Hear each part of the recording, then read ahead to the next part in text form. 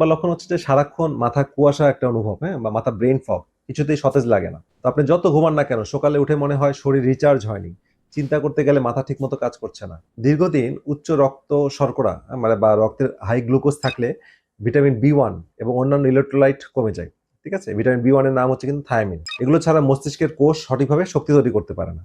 তো এটা একটা খুব গুরুত্বপূর্ণ লক্ষণ। তো আরো কিছু গুরুত্বপূর্ণ লক্ষণ যেটা দীর্ঘমেয়াদী আপনার শরীরের মধ্যে হয়, সেটা হচ্ছে যদি অনেকদিন ধরে এই অবস্থা চলতে থাকে তাহলে আরো কিছু লক্ষণ দেখা যায়, যেমন রাত 3টার দিকে হঠাৎ ঘুম ভেঙে যায় আর ঘুম না আসে, বগল, গলায় বা শরীরে বিভিন্ন ভাঁজে কালচে দাগ, এটা একটা প্রি ডায়াবেটিসের লক্ষণ।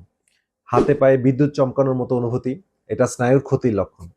বারবার সর্দি কাশি লাগা, এটা রোগ প্রতিরোধ ক্ষমতা কমে যাওয়ার লক্ষণ। এবং উদ্বেগ, অ্যাংজাইটি, টেনশন, এটা এটা হচ্ছে আপনার বুক ধরফর করা, এটা ভিটামিন বি 1 যখন কমে যায় তখন মস্তিষ্ক এই সিমটমগুলো তৈরি করে। এখন প্রশ্ন হলো এই চক্র আপনি কিভাবে ভাঙবেন?